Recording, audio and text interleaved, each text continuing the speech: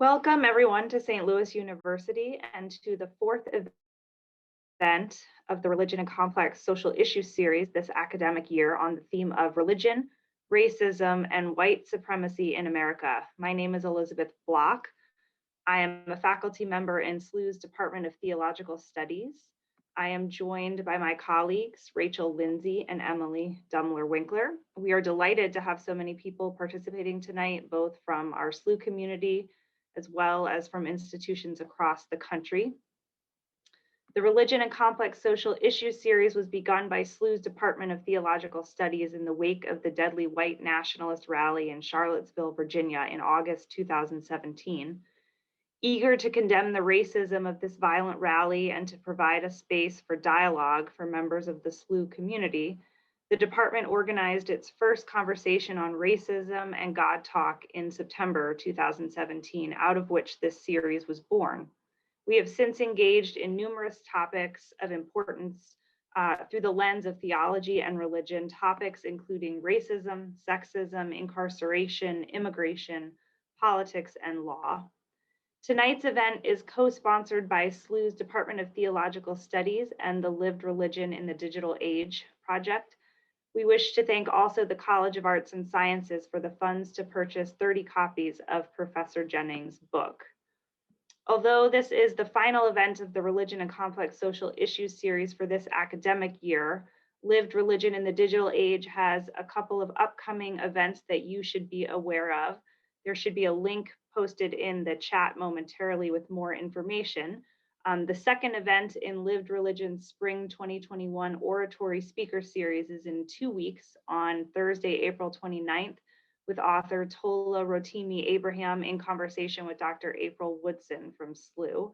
This event will focus on religion in Abraham's first novel, Black Sunday. And now, without further ado, I will give it over to Dr. Dumler-Winkler, who will introduce tonight's speaker. Thank you, Dr. Block. It's a delight to introduce our featured author and speaker for tonight's webinar. Dr. Willie James Jennings is Associate Professor of Systematic Theology and Africana Studies at Yale University's Divinity School. Writing in the areas of liberation theologies, cultural identities, and anthropology, Jennings has authored several books, more than 40 scholarly essays, and nearly 24 reviews. Jennings' book, The Christian Imagination, Theology, and the Origins of Race, won the American Academy of Religion Award for Excellence in the Study of Religion in the Constructive Reflective category the year after it was published, and in 2015, the Grawemeyer Award in Religion, the largest prize for a theological work in North America. It has justly been called a theological masterpiece. He also published a commentary on the Book of Acts titled Acts, a Commentary, The Revolution of the Intimate, which received the Reference Book of the Year Award from the Academy of Parish Clergy in 2018. Dr. Jennings has recently published a book, the topic of tonight's webinar, entitled After Whiteness, an Education in Belonging. This book keenly examines the problems of theological education and formation within Western education, but it also suggests ways that theological education might begin to cultivate the radical belonging that is at the heart of God's transformative work. The book is remarkable in content and form. It's part memoir, part decolonial analysis, and part poetry, a multimodal discourse that deliberately transgresses boundaries, sometimes something that Jennings hopes theological education will do too. Jennings is also an ordained Baptist minister and has served as interim pastor for several churches, so he brings a wealth of experience to our conversation tonight. I know firsthand that he is in high demand as a speaker. I was part of a group that invited him to speak several times before it worked out a few summers ago, and it was well worth the wait. So it's a real privilege and a pleasure to get to hear from him tonight and have this conversation with him. Please give a warm virtual welcome to Dr. Willie James Jennings. Thank you, Dr. Dumler-Winkler. Thank you so much for that wonderful introduction, and thank you for this very warm invitation to come. I am so glad we were able finally to work this out, that I could come and spend this time, even virtually, with you. My friends, I bring you warmest greetings from Dean Gregory Sterling, the faculty, the staff, and the students of Yale Divinity School. It is a joy for me to be here with you this evening and to have this time to discuss my most recent book, After Whiteness. I have been gratified by its wonderful reception with schools and scholars in the US, in England, in Australia, and in Canada. It has been a remarkable response so quickly to this text. The central argument of After Whiteness is that Western education is plagued by a problem of formation that affects everything we do in our educational endeavors. There is an overarching image of formation, an image of the educated state, what one looks like and acts like when one is educated. And that image is of a white, self sufficient man who embodies three demonically derived virtues: possession, control, and mastery. That image haunts Western education, bringing a tormenting spirit that presses, and pulls us to form ourselves into white, self sufficient men. I have experienced and watched that haunting in my many years in higher education as an academic dean, faculty member, and student, and in my many years as a consultant to schools across the country and in Canada around a whole host of matters, from diversity training to doctoral student formation, from curricular development to conflict management. I've listened carefully as faculty, administrators, staff, and students shared with me their anguish mixed with their joy, their anger and frustration mixed with their determination, their doubting mixed with their commitment, and our shared inability to capture in words something that we all sensed haunted the educational institutions we inhabited. Yet I believe that there is an alternative image that is available to us for the work of building, the work of education. It is an image that we have ignored and banished beyond the walls and work of the academy. That alternative image, that alternative overarching image of who and how one should be as an educated person, turns our attention to Jesus and the crowd, that motley, unruly mass of people who are together only because of Jesus. Jesus gathers a crowd. The crowd is not Christian, but it is the basis on which a Christian could form. And it is the basis on which life together, rich life together, could form. Another way to say this is that it is the basis on which communion could form, not just community, but deep and abiding communion. I will explain what I mean by communion in a moment, but this alternative image of formation is cultivating the ability and disposition to gather people together. People who would never imagine themselves being together, but here they are together because of you. Whether you are aiming to become a minister or a doctor or a professor or a nurse or an architect or a pharmacist, what you announce by the way you do your work is not a white, self sufficient, masculinist intellectual presence that always tries to exhibit possession, control, and mastery, but someone who facilitates the gathering, people coming to know one another as they come to know you? How do we uncouple ourselves from that damaging, overarching image of formation and connect ourselves to this life giving image? It requires all of us, students, teachers, administrators, to rethink our life in the academy, and to see clearly the struggle that we all are in the midst of. That is the struggle over and the fight with the image of the white self sufficient man, or more precisely,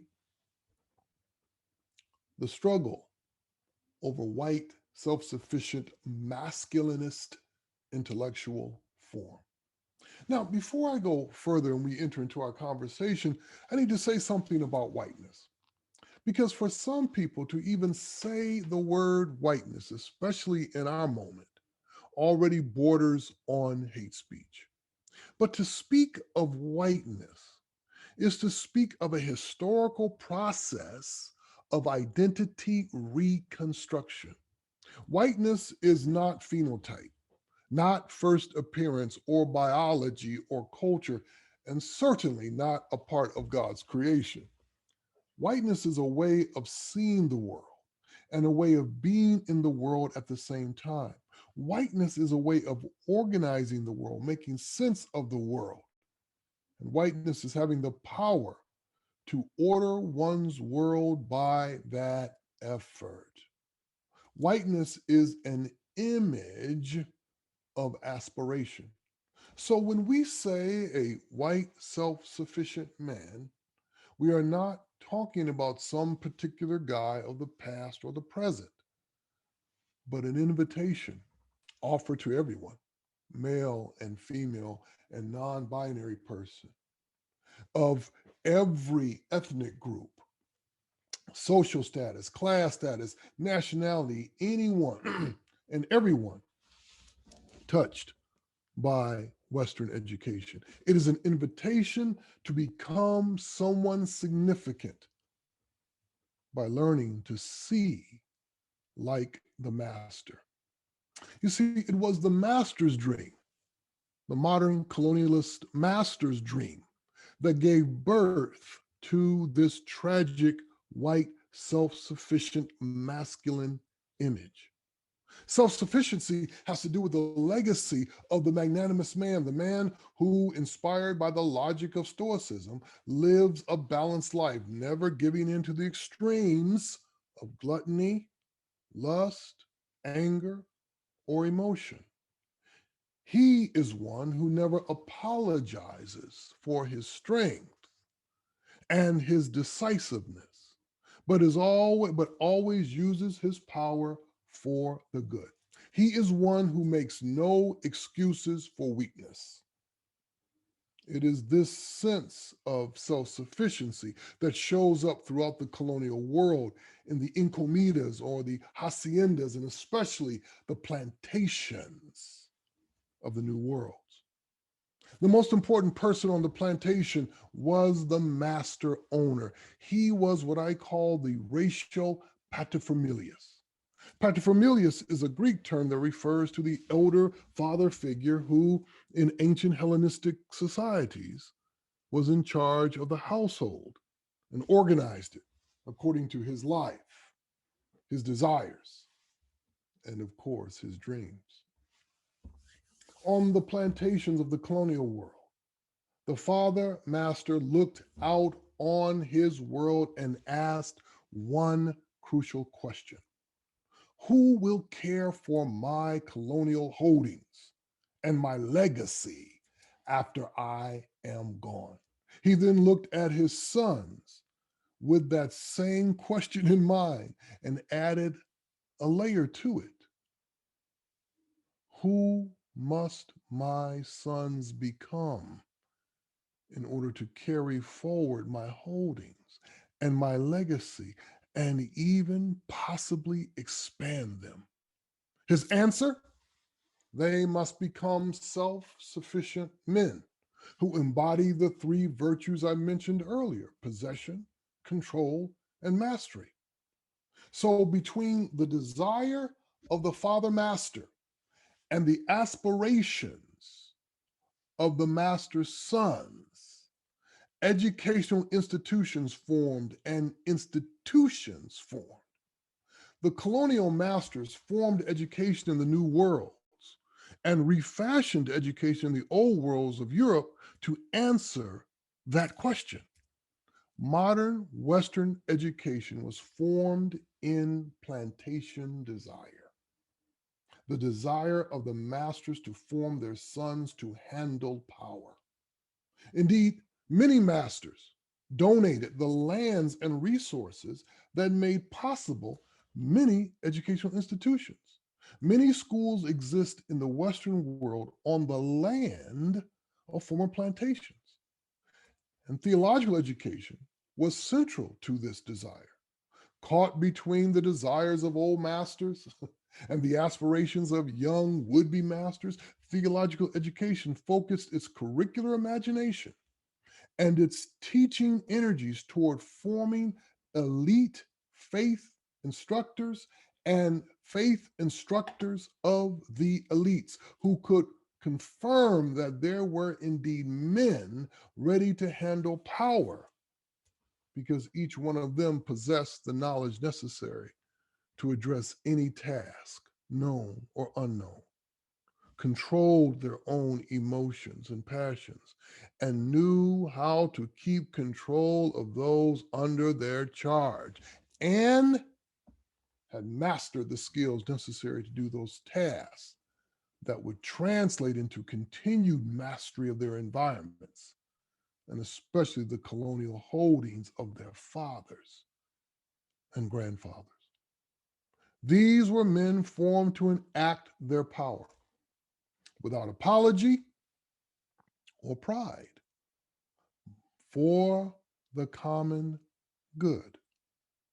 Now, even as society shifted away from legal slavery and unabashed plantation life, the structural reality of Western education remained not only intact, but translatable and translated into every colonial site, embedding itself deeply into the institutional subconscious of the academy, especially the Theological Academy. So, this legacy of dreaming men who attain power and can handle power becomes so compelling and intoxicating for educational institutions and educators, like drug addicts whose ways of being in the world have been contorted by the desire for the drug. Our ways of being in educational institutions have been contorted by the desire to exhibit the control, the possession, and the mastery of this man. How do we begin? How do we begin to overcome this legacy? How do we begin to turn away from this image? My book, After Whiteness, aims at answering those questions through vignette, memoir, poetry, theology, decolonial analysis. I come in through the back door and I try to tell the meaning of the secrets that show the paths that we have taken in the academy that continue to harm us, and the paths that are present in and outside the academy that might lead us to our healing and our thriving. So I look forward to talking with you this evening about both these paths. Let me start right there so that we can have as much time as possible for your questions and your comments, and we'll move forward. Thank you very much.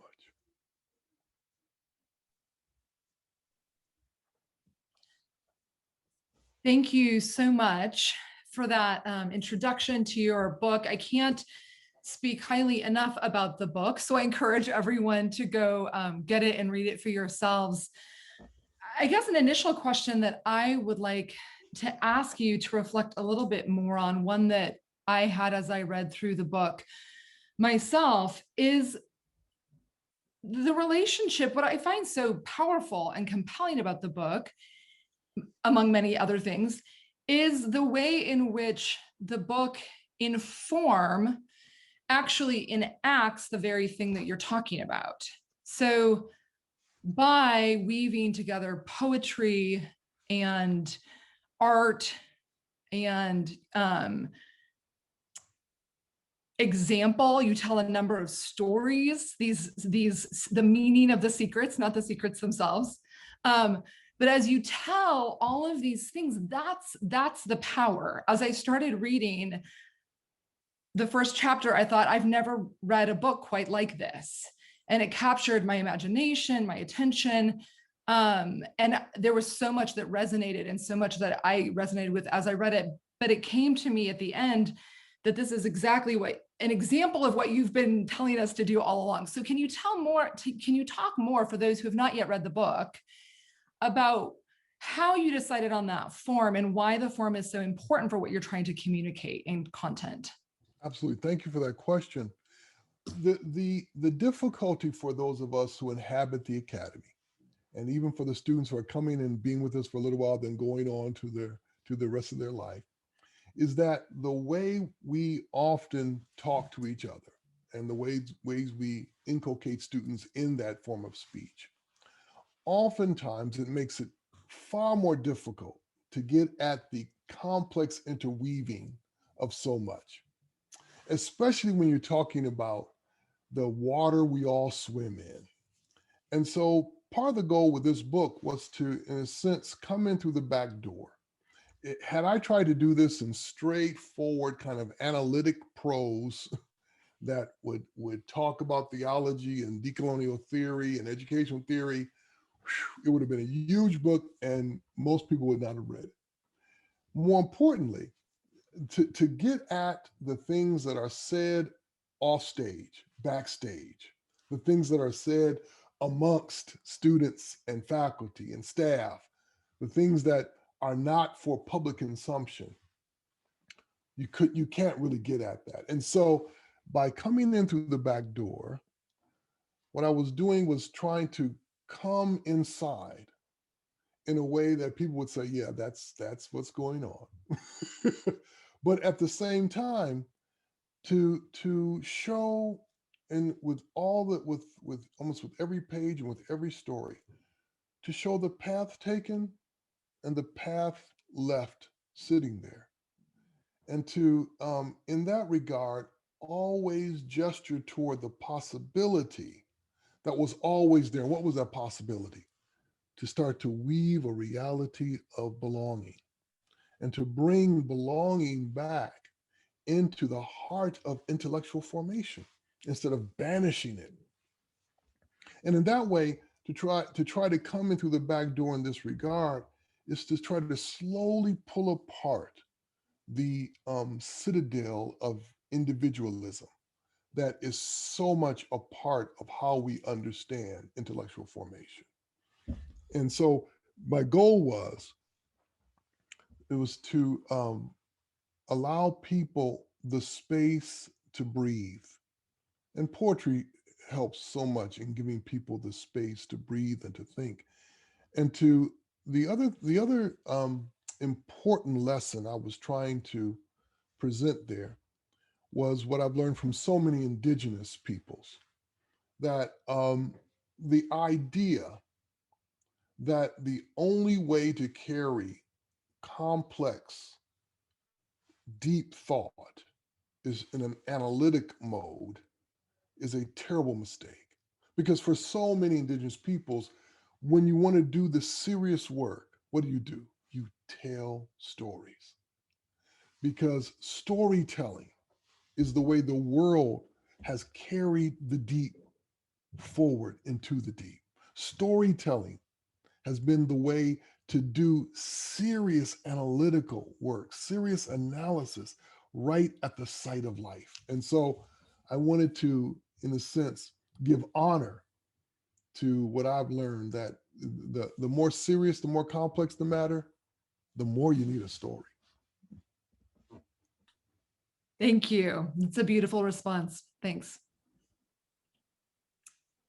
I have a question for you, Dr. Jennings, about the first chapter of the book, the chapter on fragments. I was really struck by this whole notion of fragments and how you talk about the work of education beginning in the fragments. And it seems like a stark contrast to the self-sufficient white male image that you talk about. And so I wondered again, for those who haven't been able to get through the book yet, would you talk a bit about this concept of fragments and where you're going with that in the book?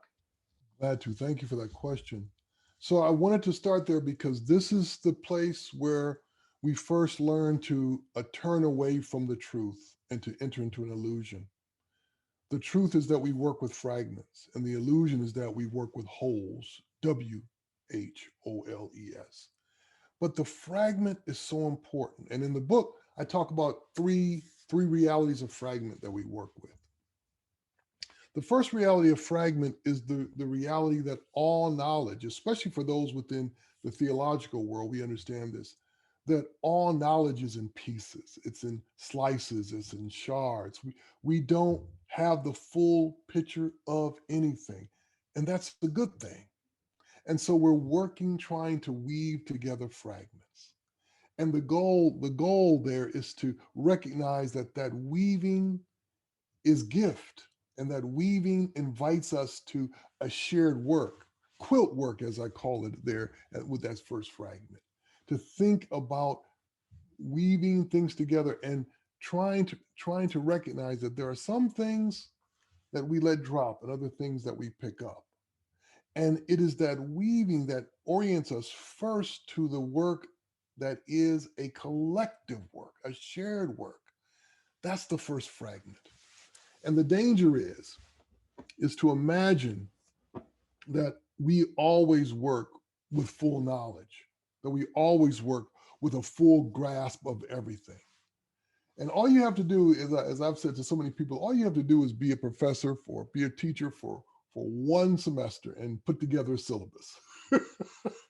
Then you know you're always working in fragments. You take a piece here, you take a piece there, take a piece here, and you realize that that's good because comprehension is an illusion. Apprehension is a reality because apprehension is this, just this. Comprehension is all of it. So that's the first fragment. But then there's a second fragment. The first fragment is good. The second fragment is tragic. The second fragment is what has been created by the colonial womb, by the shattering, the breaking of so many people's worlds and lives, so many indigenous lives, so many peoples who have felt the reality, the legacy of colonialism. And all those people who are trying to take the fragments that are left and hold them together, and then to weave those fragments of what is left with the fragments that is their education that they're experiencing, whether they're in a graduate program or undergraduate program. They're trying to weave together those two kinds of fragments. And here, what I wanted to do is to point out the work that all of us educators have often failed at even recognizing, that we are responsible for helping students weave those fragments together, those first two fragments together, trying to make sense of what was left from their peoples, trying to tease out and pull away the derogatory that had been wrapped on this little fragment, trying to clean up this fragment that had been buried so long, but not just to hold it up as museum pieces, but for so many students wanting to weave that into the fragments of their education. And so that second fragment is crucial. And then there's a third fragment. And this third fragment is a fragment we resist. Let's call it a form of fragmentation. And the third fragment is the commodification of everything. We who are in the midst of an educational work, we are always, always close to the danger of becoming intellectual merchants, always close to becoming people who traffic in the commodification of not only ideas and concepts, but people's lives, their stories, their struggles. We are always on the verge of allowing that capitalist obsession, that capitalist addiction to shape how we do our work. And so we have to resist that third reality of fragment, that fragmentation, that is the commodification of the beauty and the complexity of people's lives, to take seriously everything that we touch and teach and hold on to as not simply an object to be owned, a commodity to be mastered, but as a life to be respected. And so the work is, how do we work with these three fragments? Now, here's what's key. I want all of us involved in education to begin by recognizing ourselves as fragment workers. And in that first chapter, with those of you who are listening who haven't read it, what I try to do is to contrast being fragment workers with thinking of ourselves as people who inhabit particular intellectual traditions. It is fashionable in the last decade or so for people to situate themselves first inside particular intellectual traditions. And I have no problem with the work of situating oneself in a tradition. The problem is that that work of situating oneself in a tradition often lives in the illusion, or should I say, conceals from us this primary reality that we are fragment workers. And so rather than starting by saying what tradition intellectually I'm in, or theologically I'm in, for those of us in theological work, I would prefer us to start to say, what are the fragments? What are the fragments that we're working with? What are the fragments that our students are bringing? And what are the fragments we have to resist? And how do we work with students in this fragment work? And how do we even help students resist the way their own lives have been fragmented? Thank you very much. A couple of questions from the Q&A that follow on this. I'm going to try to smush them together and you can respond as you wish. So Catherine Jones asks, I could not help but think about a recent multi-year general education reform I helped lead at my college.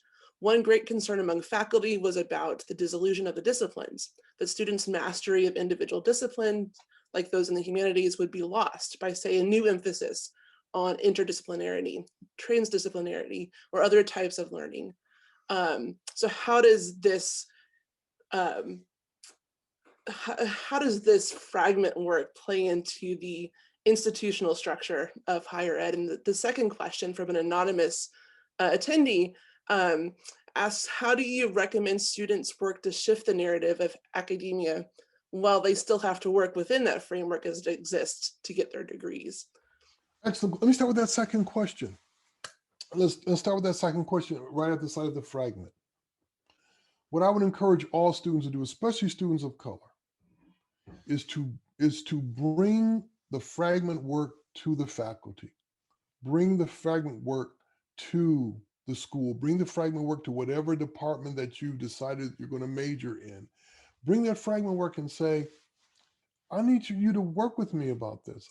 I'm from the Philippines, and the Philippines has a long history of colonial occupation, and I'm trying to understand the multiple cultural realities of having been raised in the Philippines. How does that work with this discipline? I'm here as an anthropology major. What does that mean for you teaching me this discipline? And it's important for students and for faculty who understand to say, yes, you are right.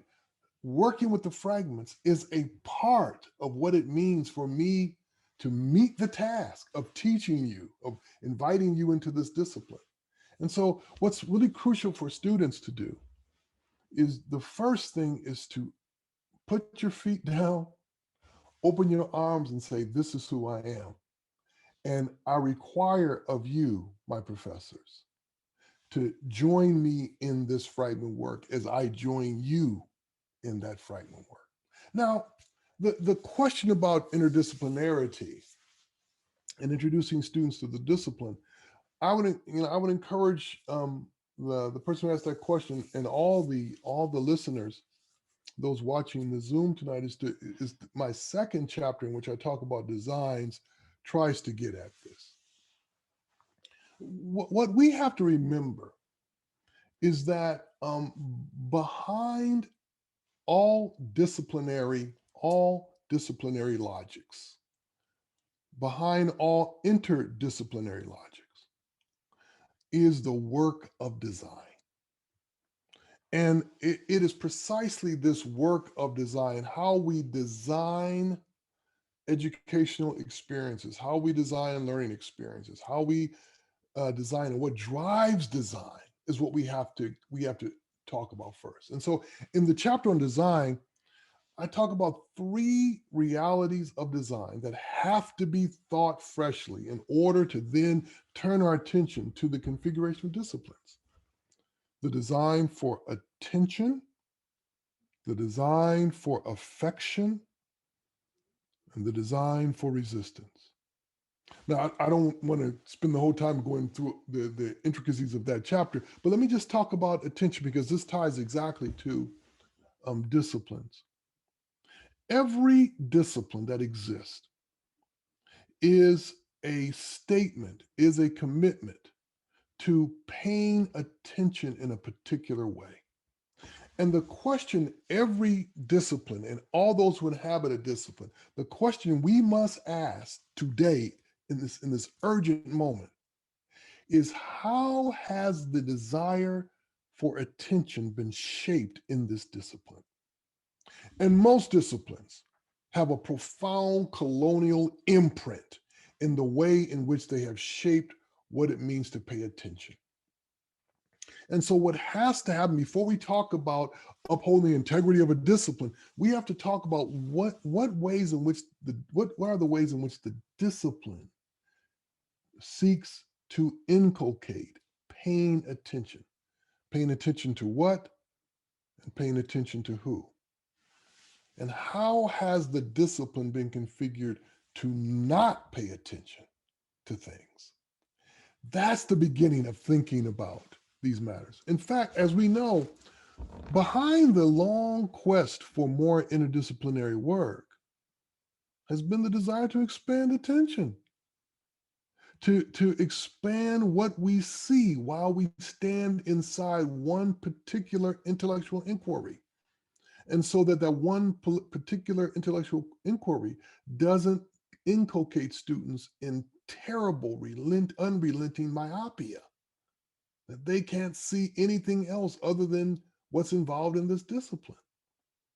So we have to challenge the myth that the frontiers of knowledge, touching the frontiers of knowledge, require myopia, require narrowness. That's a horrible way to think about what it means to advance knowledge, that you have to ignore everything else, or should I say, continue a legacy of ignoring many things and many peoples. Thank you for those 2 responses. I want to raise a question here from the Q&A as well. It's from a student, and we often try to start our conversation with student questions. Good. So this is from Ruth, who asks if you could clarify this concept of whiteness. So she says, are you saying that whiteness is not a negative thing? Is whiteness a positive trait that encompasses strength and hard work? Or am I misinterpreting? Or is it indeed something negative that we need to get over in order to heal the church? So could you clarify this concept of whiteness? Yes. So whiteness is a negative thing in this regard. Now, here is the challenge for so many people. The challenge is that the legacy of racial formation in the West is a legacy that has always built visions of the true, the good, the beautiful, the noble, everything positive around whiteness. and invited people to aim their life, the fullness of their human existence, toward whiteness. So when someone has life has been aimed in that direction, and they believe that they have entered the arena of that goodness, then to in any way, shape, or form start to call that into question seems incredibly strange. In the long history of racial formation in the West, there has always been two realities of struggle in this regard. There have been those who have been seen outside of the reality of whiteness, in blackness or Asianness, or you name it. They have been colorized, racialized in a different direction. And so what they have done over the many centuries is try to pull themselves, who they actually are, from the powerful derogatory visions and engines that drive that racial vision, that racial existence. And in doing that, they've had to try to tease out from that derogatory vision, the little slivers and pieces of part truths, distorted truths of who they are from that. A work of trying to establish an existential reality apart from that derogatory racial vision. And so many peoples are expert at that, having honed it over centuries of trying to constantly pull away from this derogatory, negative vision of their existence, this racialized existence. However, if there has been a form of racialized existence that from the beginning was presented as positive, and then people were set on a path to achieve it, to, in a sense, lock their actual existential reality to it, because it's always seen as positive. Then if someone comes along and says, no, it's not positive, and one is then invited to start to pull away from it, this is unheard of. First of all, why would I want to do that? Because it's always been presented as positive. And then as I do that, well, then what am I? Who am I? How can I imagine myself apart from this? If the true, the good, the beautiful, the noble, the fully human is always imagined inside of this positive racial existence called whiteness, then why would I want to pull from it? And what would it look like if I pulled from it? Well, it requires those who wish to do that to learn alongside the many people who have learned how to pull from the derogatory image and to start to carve slowly, ever so slowly, ever so carefully, the difference, the existential reality of who they are from this derogatory racial vision. So, what am I saying? So, whiteness has always been presented as positive. This is why, as I said earlier when I was giving my opening comments, for some people to even say the word whiteness is already hate speech. Because for some people, they have never in their life imagined who they are apart from whiteness. And so to even begin to think about it seems absurd. It seems like you're telling me to stop existing.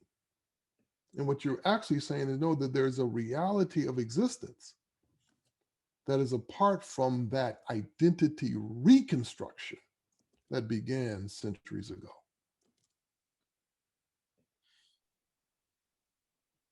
Thank you so much. Thank you. We have a question from Mary Dunn here in our department. She asks, what might academic conferences look like after whiteness? What sorts of presentations or performances or collaborations might we envision? Well, that's an interesting question. And the difficulty is that we have to take a step back. Academic conferences are embedded. All academic conferences are embedded in evaluative ecologies that are sick. And so I talk about this in the book. the evaluative ecologies of how one determines who should be heard and what should be heard. And that evaluative ecology that has been internalized. And so people are in this tormenting reality of self-evaluation that's often activated and strengthened by academic conferences. And so the first challenge is to ask ourselves the question, how might academic conferences be used to overturn the sick evaluative ecologies that we have all been deeply embedded in and that have embedded themselves inside of us, that we've internalized? Some of the most anxiety-filled moments for any academic is going to an academic conference and having to present a paper, having to have someone respond to your work. For some, there's moments of joy, but for many, that joy is completely washed away in the reality of terror and fear and anxiety, and if things don't go well, the profound melancholy that lingers on top of an academic.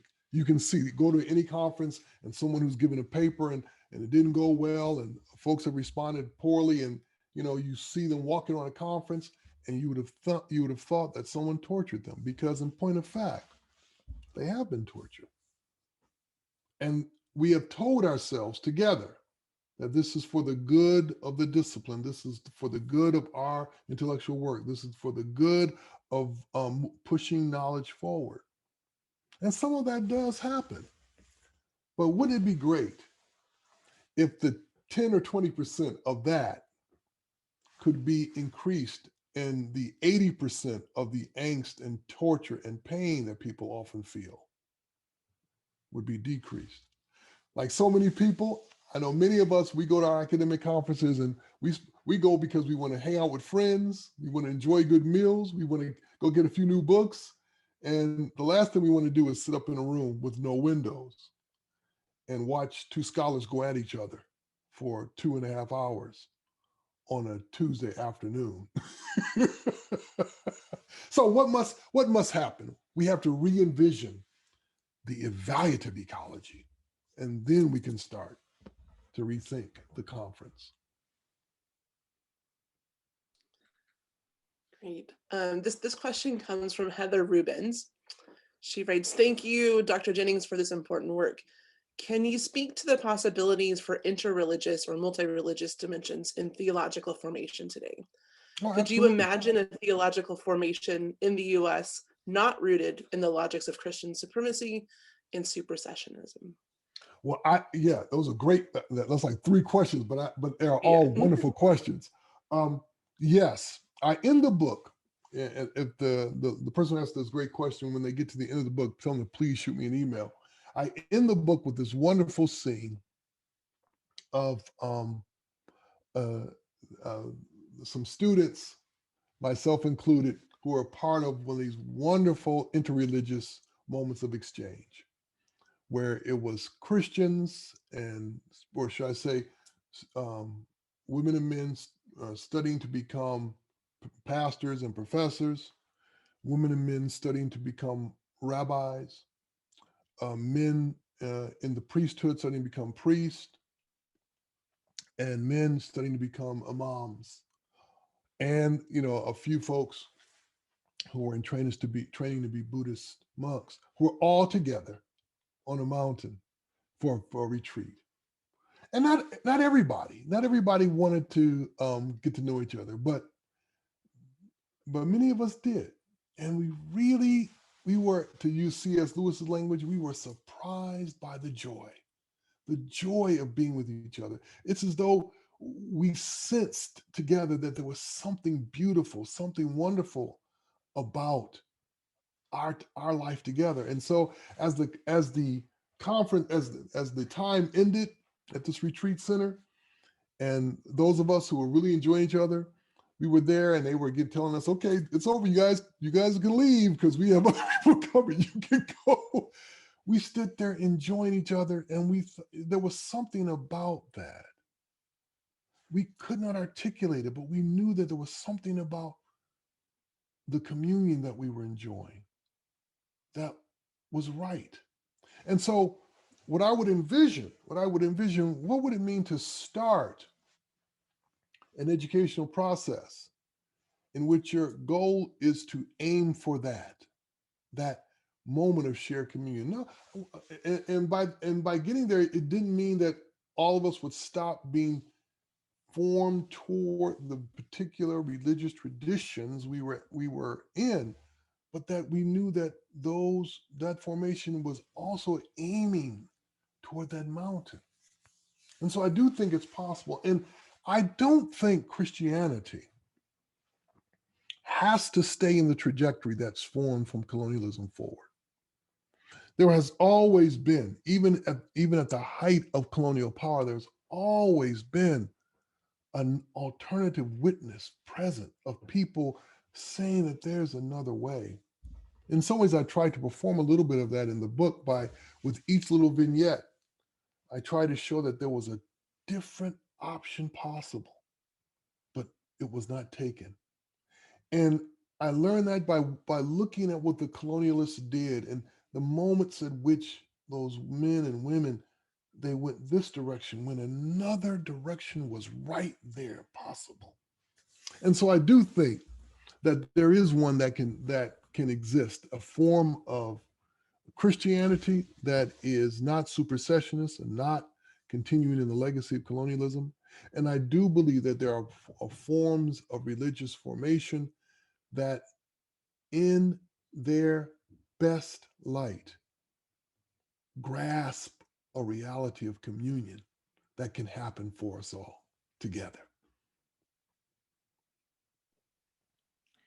The next question, thank you again for that. The next question builds, I think, on that in a slightly different way. Lori Barron, it comes from Lori Barron, who is a professor in the theology department here at SLU.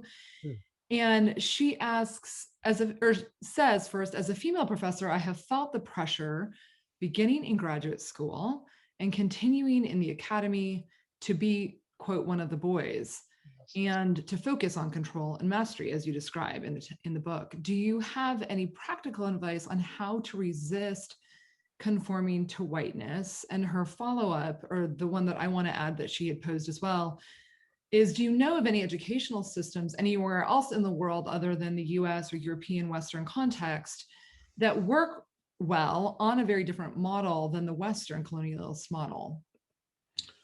Well, let me start with the second part of that question. Excellent question from Professor Lori.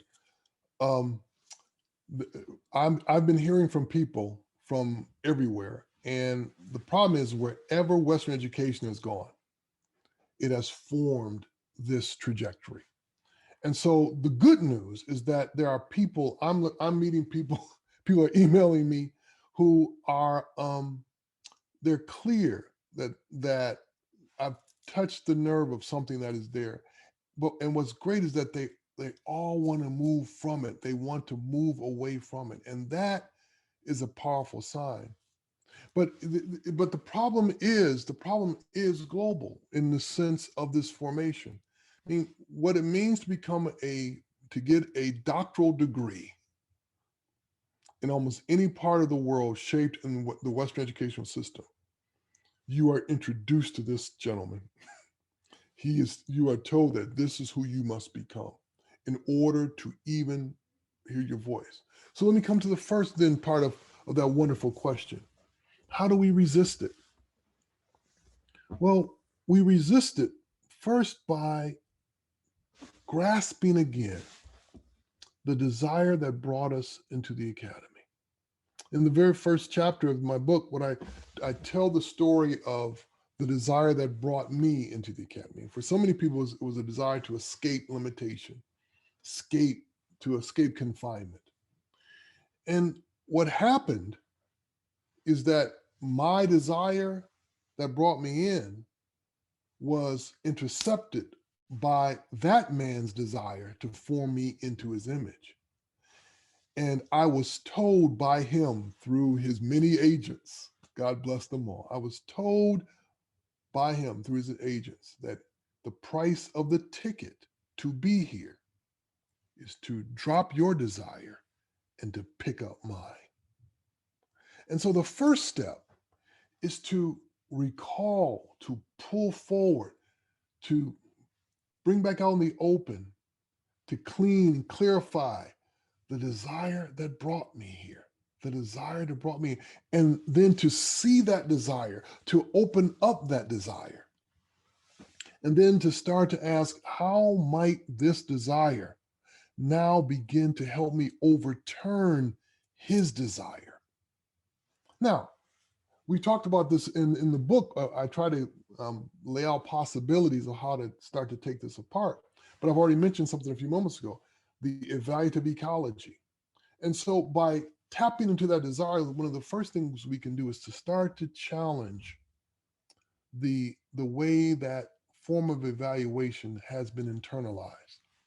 The great Toni Morrison tells that wonderful story very often of what she learned from James Baldwin, as she was starting to learn to write. And Baldwin said to her, the first thing you must do is you must take that little white man who sits on your shoulder, you must kick him off. He's on your shoulder, checking out everything you write, telling you what you can write, what you can't write. And the first thing you have to do is you have to push him off your shoulder. It's a beautiful piece of advice. So that there is a reality of self-evaluation that we've all had internalized through the master's programs, through the doctoral program, through the seminars, through the exams, through the dissertation. And what we have to do is to start, in a sense, to cast him out. That's where it begins.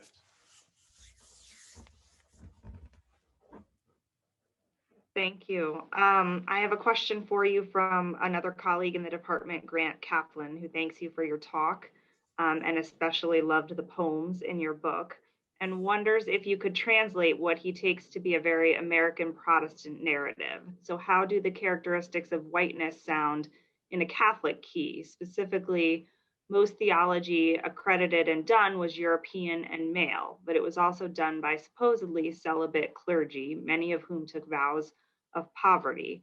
When did scholasticism come to embody whiteness? And is the transition of theology from overwhelmingly male and clerical to a lay discipline a good development, and why? That's an interesting question. I would not narrate it as a stark difference between the Protestant and the Catholic. The evaluative ecology that we're talking about is colonial, and as colonial, it is shared equally by Catholic and Protestant. In a sense, you could say that the Catholics helped to form it. I talk a bit about this with my Christian imagination text with Jose Acosta, the famed Jesuit scholar, who his own way of evaluating the indigenous peoples was so damnable, but so incredibly powerful and so precisely inside a particular Catholic Aristotelian Thomist vision of reality. And so it really doesn't modulate from going to Catholic to Protestant. It deepens in a particular way inside the way the Protestants understood the relationship between the formation of the body and the formation of land and space. But that evaluative ecology is very much the same. If we want to talk about blame, there's plenty for everyone here. But if we also want to talk about the way the trajectory has worked itself back into the formation process, here there is not a lot of difference, even at this moment, between Protestant and Catholic. For example, and I'm not picking on anyone by giving this example, if you look at the way biblical scholars are formed, there's not much difference between the formation of a Catholic biblical scholar or Protestant biblical scholar. If you ask what courses they're told to take, if you ask the kind of mastery of languages they're supposed to have, if you ask the way in which they carry themselves, the way in which they engage in argument discussion, there's not much difference.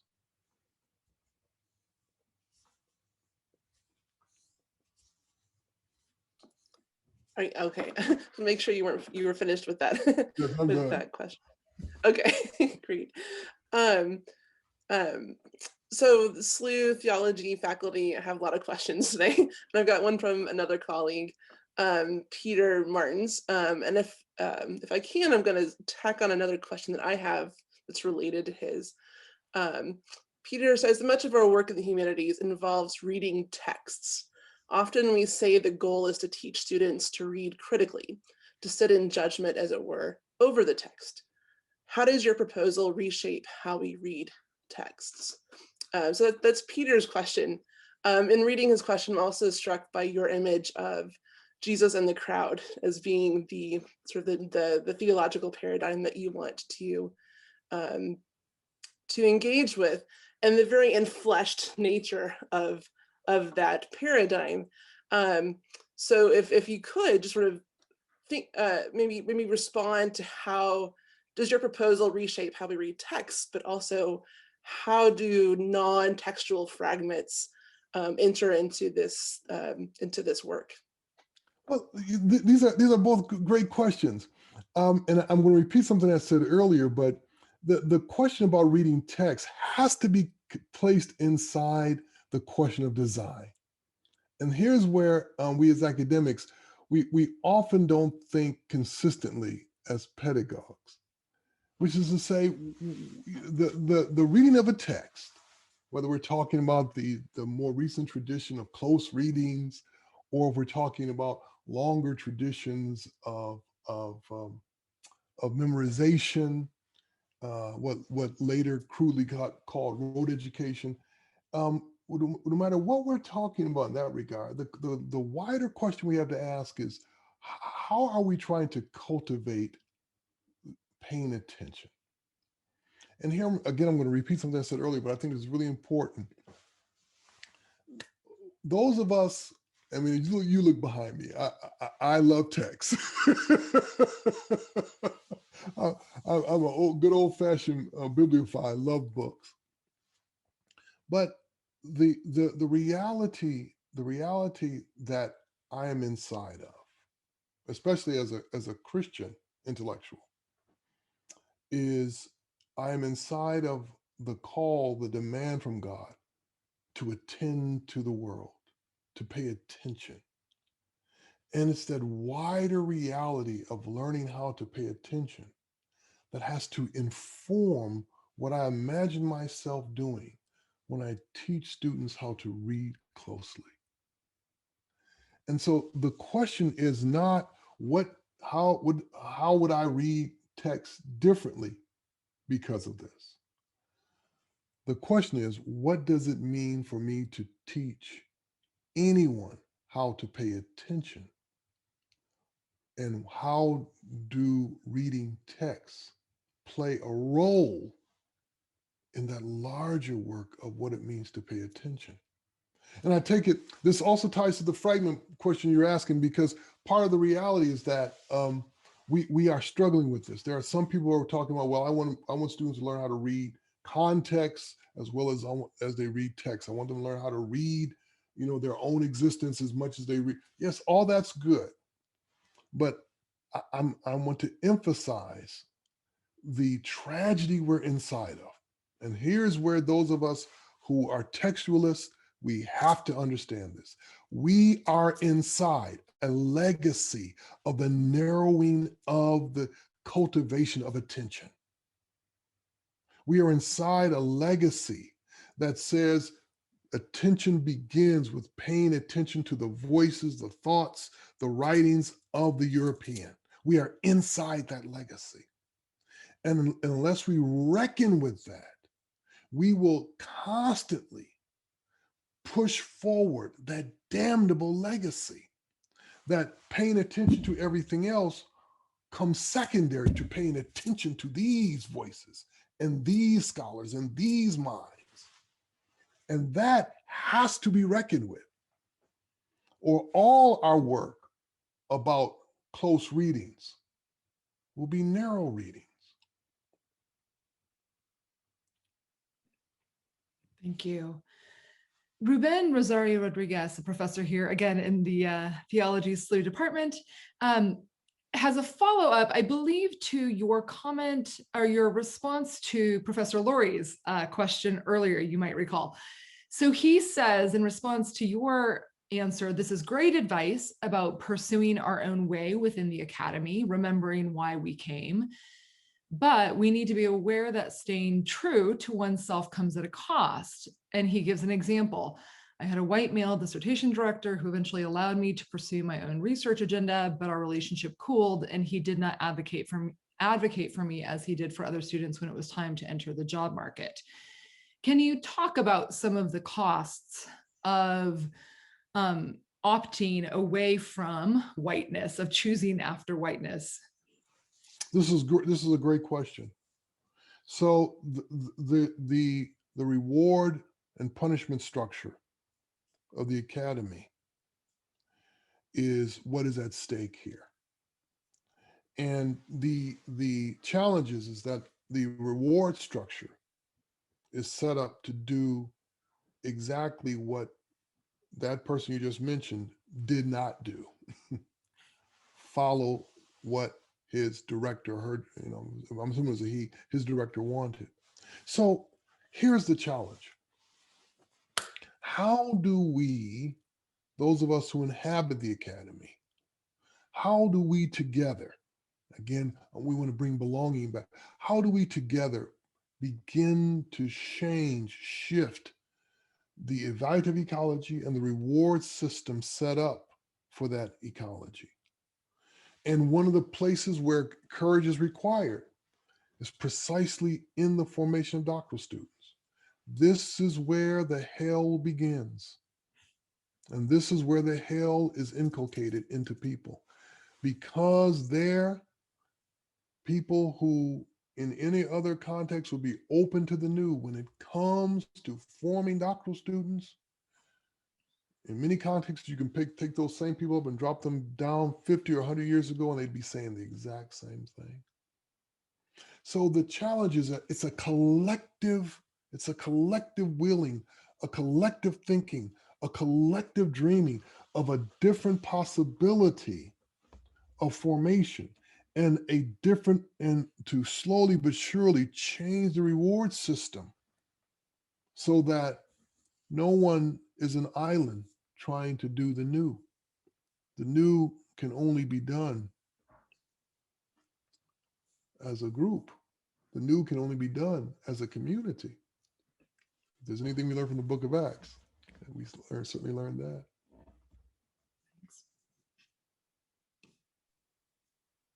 Thank you. We have a question from Joseph Penny, who is a theology student at St. John's University in Collegeville, Minnesota, and says, as a Black Costa Rican attending a predominantly white institution, I am often confronted with the tokenization of my life and other Black bodies, specifically in admissions material and classroom discussion. How can I, as a student, confront this commodification of Black life?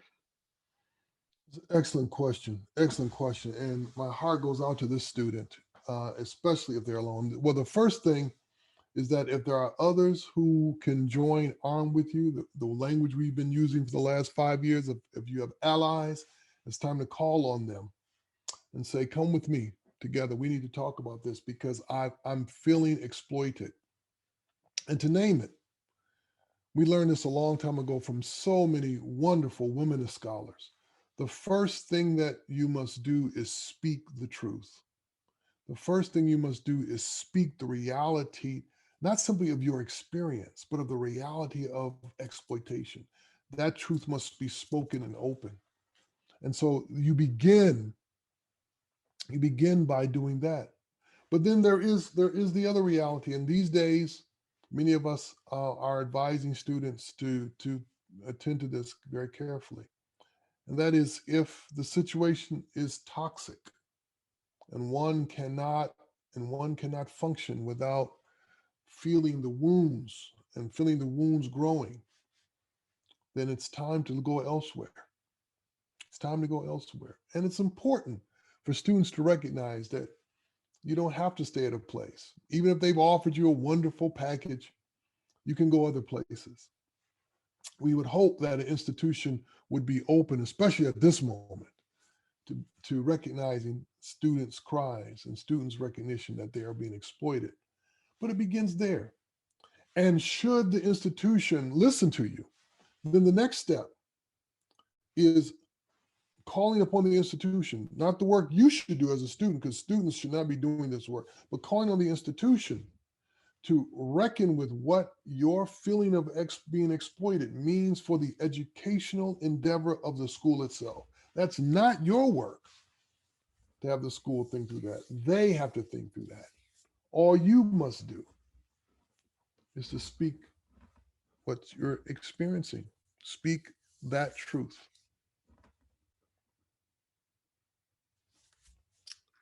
Thank you.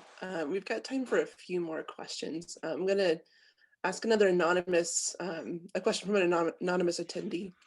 And this gets at to perhaps some resistance that you've encountered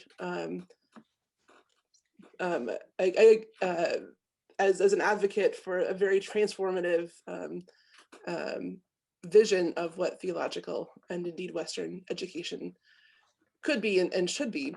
Right, what would you say to someone who believes that the whiteness tradition, this distorted derogatory vision, is too deep to remove? It is passed down through generations and is within the very being and fabric of this country, and to change the fragments would change the structure of society. What would you say to them? And also, what model is opposite this? What virtues should we live by, if not possession, control, and mastery? Yeah, a great question. Well, theologically, and I say this as a Christian intellectual, one of the bedrock realities of my intellectual work is the doctrine of creation and the idea that what exists was created out of nothing. Now, I don't want to get into the scientific discussions or the philosophical discussions about that, but let me just bring it to the point why this is so crucial. One of the things that's a part of that belief that all that exists was created out of nothing is that nothing that exists is eternal. Nothing is permanent. Nothing has a stability that is impenetrable. Everything can change. Everything is changeable. And everything, in a sense, does change. It takes incredible energy to sustain anything. It is taking incredible energy to sustain the racial condition of the West. And so the question is not, why should we deal with it because it's unchangeable? That's not the question. It's not unchangeable. The question is, how do we change the energy that is being constantly expended to sustain the racial condition as it now exists, to sustain the racial status quo, to sustain the geographic racial realities that we are all inside of? Incredible energy is being pressed to sustain it and to give the impression, the illusion that it's permanent. So what is required are for people who take seriously the reality that nothing is permanent and that things can change, to decide to work together to change what can be changed. And everything can be changed. The idea of possession, the idea of control, the idea of mastery, all can be changed. In fact, theologically speaking, this is how we understand what it means to be a disciple of Jesus Christ, that he inaugurated the new world. That is, what exists is crumbling from within. It's crumbling from inside. And so we are about a crumbling. We're about an overturning. And so, as I say in the book, and I know this is a complex idea, but it's important to hold on to, that we are involved in an overturning that is at the same time a building up. An overturning that is also a work of edification, a creating that has within it a destructive, destroying element of tearing down, but building up as well.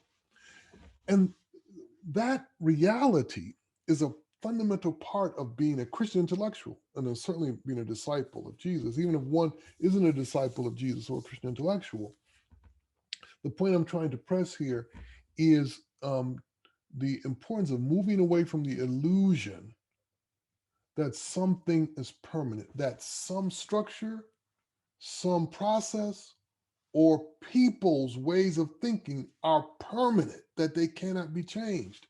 That is an illusion, a very dangerous one. Because if you believe that something cannot be changed, you have only two options.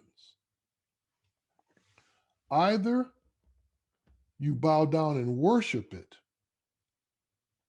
or you kill it. Those are the only two options if you believe that something can't be changed. Because if it can't be changed, it's eternal and godlike, or it's evil and needs to be destroyed. That's not an option, either socially, theologically, or politically. Thank you. I know we're keeping you up late here. We have a few more questions, if that's okay with That's you. fine. That's fine. Okay, good. So Jason Larson says he's thankful for your work, for this book, and for this event. He writes that in the motions chapter, you write, and he quotes you here, the lie is that in order to know the world, one must know the European world. The truth is that in order to know the world that has come to be, one must know the European world. The calamity is that coming to know the world should never have been put in this way. A powerful quote. He says this, I find this to be the most profound and convincing statement about designing a curriculum that I have read in many years. In conversations about curriculum at my school, design has centered on removing and eliminating the European canon of the humanities and replacing as much of it as possible with non-European voices. Many of us have been uncomfortable with this process, but I haven't been able to put my finger exactly on why until I read your book, and specifically this comment. Thank you. I wonder if you might expand on this, and this is a kind of open-ended question. I wonder if you might expand on this from a fragment working, communion building design position on how we can move forward with curricular design with this in mind. That's a great question. The canon discussion that's been with us for many decades has been important, but in many ways unfortunate and tragic, because it hasn't captured the kind of nuance that I'm trying to put in that statement. That and that statement is in many ways inside the work of affection. And here is where we haven't learned as educators how to think affection. And part of this is because affection is a word that we don't even think about in relationship to education. But there is an eroticism to the intellectual life that we constantly run from. And so the question of affection is, how do we expand affection and overturn the distorting of affection aimed primarily at the European? And the conversation about canon was really a conversation about the codifying of affection. It's to shape student desire in a particular direction, because we believe at the end of it and in the process of it, they will tap into a pleasure that they cannot tap into it unless they follow the road set up by this canon. And the the conversation quickly turned to eradicating that without slowly opening up what is at stake. Now, what is at stake is not to say, well, what you're saying is that students should continue to read the greats. No, that's not what I'm saying. I'm saying that there's a larger reality of both pleasure and tragedy, both love and desire and revulsion at play here. And we have not learned how to work inside of it. And most importantly, we haven't learned how to open up to students their freedom. I once heard a great sermon by the great Charles Adams, longtime minister from Detroit, pastor of a wonderful church in Detroit. Charles Adams, he preached this great sermon called "All Things Are Yours," and in that sermon he talks about that as an African American, I can love both. In his example, Coltrane and Bach. I can love both Michael Jackson and I can love Handel. So he wanted to open up the possibilities. But what he was trying to say is that there is a freedom. There was a freedom that has been denied us inside of the realities of Western education. A freedom to love freely and widely inside the narrowing of affection. And the problem is that the way it was put to us, as I put in that quote, the way it was put to us is that apart from these loves, these Central European loves, apart from these loves, you cannot be loved. And most importantly, you cannot love rightly. And that is the horror. That is the horror that continues to drive for so many people the desire to just utterly eradicate any idea of a canon, precisely because of what I've just said. Because across this country and across the planet, there are places right now at this moment saying to young students in high school and junior high school, exactly what I just said. That love is dependent upon you loving this. And because of that, we are still in the midst of a tragedy. Indeed, thank you. We have a question from Daniel Smith, who is the chair of the Department of Theological Studies here at SLU. He asks, what might be some good practical first steps for a group of faculty who want to move away from education in the image of the white self-sufficient man towards educating our students for belonging? Great question. So I have this book called After Whiteness. I'm just being facetious. But in truth, what I've been doing I'm doing it to my own colleagues at Yale. We're taking one chapter, each month, or for us every other month because we've been so busy, but one chapter, and we're slowly starting to work through it together to start to see. So let's just take the first two chapters I mentioned. So to have faculty start to think about the fragments. When I wrote this book, I envisioned two kinds of conversations. I envisioned faculty conversations, administrator conversations, student conversations. And then I envisioned faculty, staff, and student and administrator conversations together, talking about these things, because each chapter gives you the angles from each of those populations. And so the challenge is that what it will require is once people start talking, they'll start to unfold their formation, their master's formation, their undergraduate formation, their doctoral formation.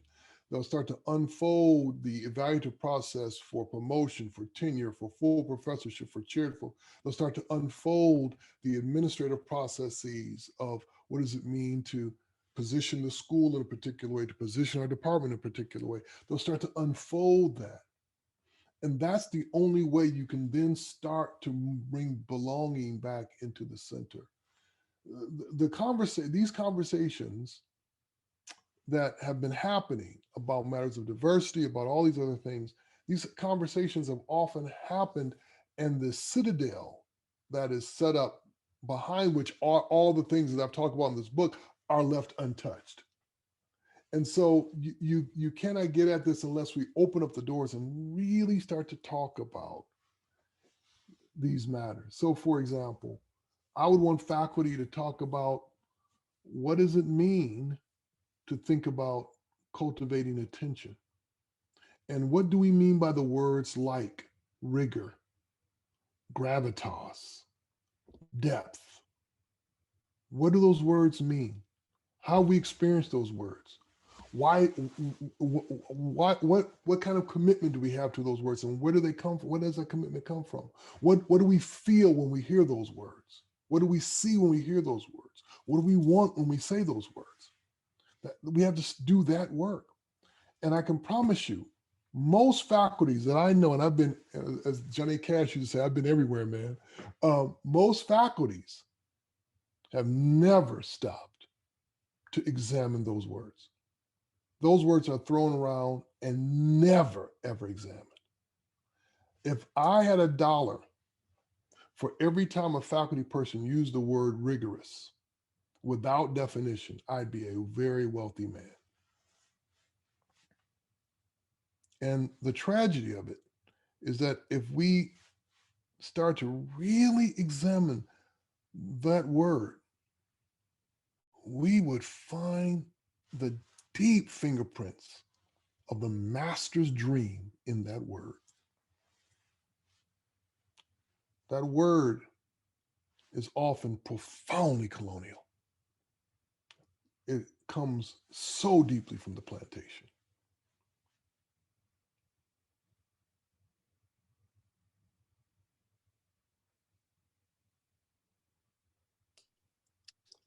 That one cut deep. I think I use rigorous a lot, and so I'm really grateful for this talk and for all that we've learned from your book and from this talk this evening.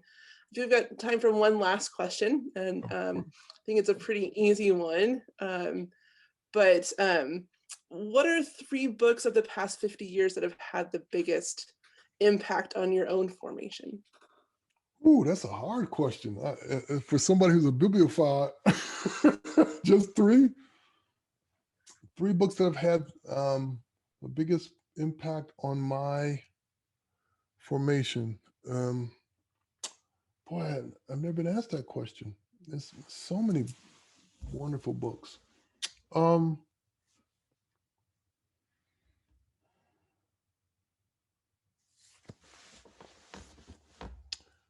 think. Can I name 3 that? Don't want to put you on the spot. Yeah, I can't. I'm thinking there's a lot of books that have been very important to me. You know, some of the books that come to mind immediately as a theologian was Dolores Williams' Sisters in the Wilderness. I would say Vine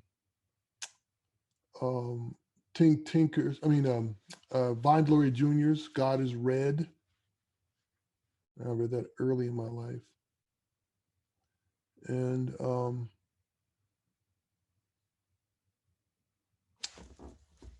3 books that have been really crucial. Yeah, I want to say God of the Oppressed by James Cone as well. Probably those 3 books.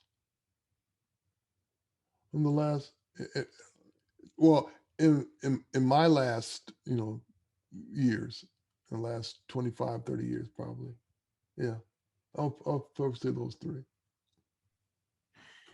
Thank you. We have one, I get to take the prerogative of giving you one last question. Absolutely. And really, I just want to give you an opportunity to talk about what you're working on next. I read a little bit about it on your homepage and your faculty page, but would love for you to share with our audience the projects that you have coming up next that we can look forward to reading. Well, I'm doing two things. Oops, sorry. I'm doing two things. I have a book of poetry that I'm working on called A Time of Possession. That I've been writing poetry for a long time, and I've decided to go ahead and put some of these in a book. But the big project is my Doctrine of Creation book. And so what I'm trying to do is to do something radical. As they say, you have to risk big in this life. So I'm trying to rethink the doctrine of creation. And so the basic argument of this book is something I've been saying for many years, is that we Christians don't have a real doctrine of creation. And in this book, I'm trying to reframe what a doctrine of creation looks like. And I'm trying to point out that we have been inside a very serious mistake in the way we start our doctrine of creation. We often start it with exegesis of Genesis. And that is a terrible mistake. That's a great cliffhanger. Leave us there. Okay, so to find out why that's a terrible mistake, you're going to have to read the book. Okay. That's right. Thank you so much for spending your evening talking with us tonight. This has been rich, and those of us who have read your book have benefited from being in conversation with you about it. Those of you who have not read it, we encourage you to do so. Thank you so much. You're more than welcome. Have a good night. You too. Thanks.